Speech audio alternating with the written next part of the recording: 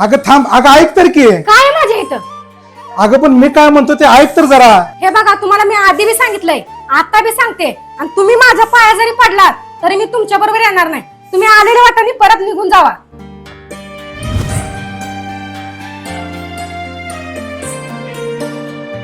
रुपाली, हे राहू दे, जरा काम बघ जरा थोडं. रुपाली, जावाय बापू हितवर आले तरी तू त्यांच्याशी नीट बोलत नाही. तुमच्यात काय भांडण झाले का? तू सांगितलं पण नाही मला. अगं आई, तुला माहित नाही, तुझ्या जावयानं मला मारलंय. जावायनं मारले म्हणून त्यांच्या संग तू नीट बोलत नाही. हे बघ आई, काय जरी झालं ना, मी आता त्यांच्या बरोबर जात नसते बघ. जायचं नाही म्हणजे काय? आता तू जाऊच नको.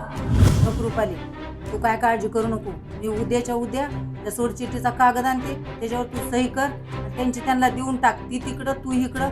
रुपाली, तू काय काळजी करू नको. 2 दिवस आराम कर. परवा दिवसापासून मी तुला कुठं तर काम बघते, तिथं आपलं कामाला जा.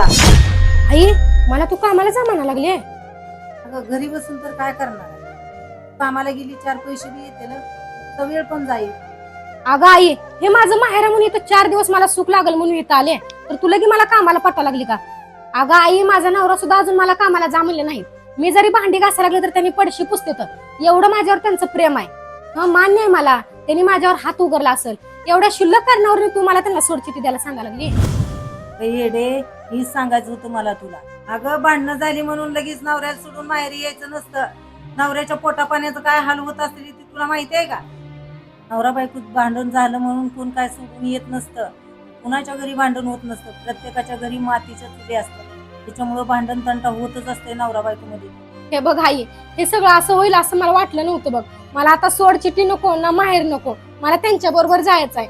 अगं जा, जावाई बापू चालला असेल, अडव त्यांना. होय आई. आहो, थांबा.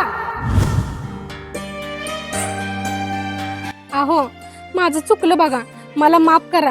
ह्या पुढे ना मी तुम्हाला कधीच सोडून येणार नाही बघा. अगं माझं पण चुकलं असेल, मला पण खरंच माफ कर. आता हे सगळं सोडून तू आपल्या घरात चल. होय, चालेल. जो आपल्याला जीवापाड जपतो त्याला सोडायचं नाही तर जपायचं असतं, बरोबर ना?